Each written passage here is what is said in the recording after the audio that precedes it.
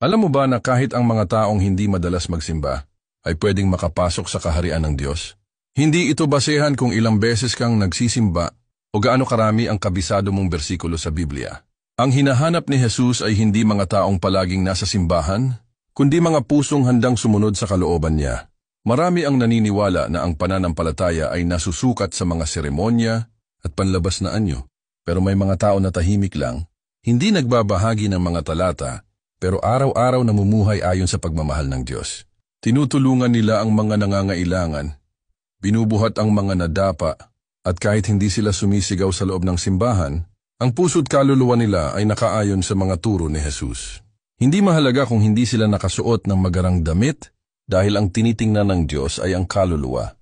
Ang tunay na pananampalataya ay hindi tungkol sa relihiyon, kundi sa pagmamahal. Yung pagmamahal na gaya ng sa Kanya. Pamumuhay na may malasakit, paggawa ng mabuti kahit walang nakakakita. Ang tunay na puso ng pananampalataya ay hindi nasusukat sa lugar kundi sa mga gawa ng pagmamahal